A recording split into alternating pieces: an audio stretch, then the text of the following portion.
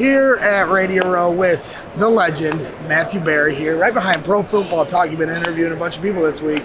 It's been a good day. It's been a good week on Radio Row, actually, for my show, Fantasy Football Happy Hour, Pro Football Talk right next to us. Both shows airing live on Peacock, wherever you get your podcasts, and NFL and NBC YouTube channel. So having a lot of fun. Been great. Tons of guests. So obviously Bears get Ben Johnson, right? Yeah. So I think all Bears fans want to know, we always are thinking this is the year, right? How good do you feel that Ben Johnson will be able to implement the weapons and the skill guys that the Bears have and finally get into what everybody else is doing in the league? Look, he's a good coach, and good coaches use talented players in the right way. I think, and I thought his opening press conference was really important, right? Where he talked about, this offense is going to start with Caleb.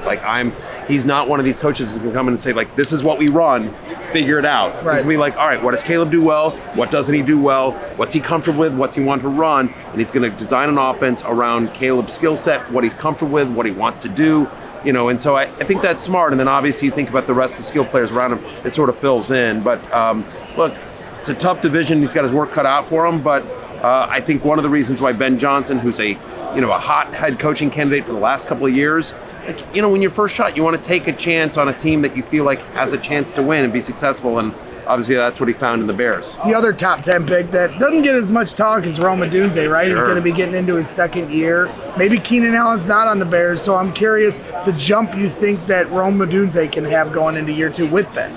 Yeah, we saw flashes of it last year with Odunze, where it was just oh, that's the kid we saw in Washington. He's really talented. The offense obviously started and stopped, but there were enough flashes there that the talent is there with Odunze. And I think obviously Ben Johnson, when you see what he's done with Amon-Ra St. Brown, when you see what he's done with Jameson Williams and some of the pass catchers in Detroit, obviously Odunze is somebody that should take a big leap next year. Remember this, last year was one of the craziest wide receiver classes in NFL history. You had Malik Neighbors, you had Marvin Harrison Jr., Ladd McConkey, Brian Thomas, all these guys that exploded. And Odunze was widely considered to be the second or third best guy in that class. A lot of people had him and Neighbors right there next to each other. So I think we're all expecting, both NFL and fantasy-wise, to see a big leap from Rome Odunze next year. Final question, I'll let you jet. I know you got a lot going on. DeAndre Swift, once with the Lions and Ben Johnson, they trade him away, bring in Jahmyr Gibbs and David Montgomery. So I'm curious if you think there is a fit with Ben Johnson and DeAndre,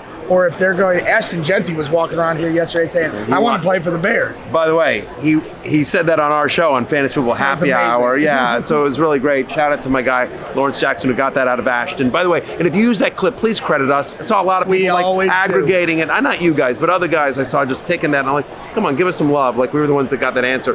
But listen, I think Ben understands the importance of a run game, right? And you have in a run game to especially in the NFC North, right? And so whether Jeanty is there or not, I certainly think, given the success he's had with Montgomery and Swift, that'll be a big part of what Chicago does next year. Matthew Berry, always giving us the great insights and the fantasy football perspective. Appreciate you as always. Nothing but class, Matthew Berry.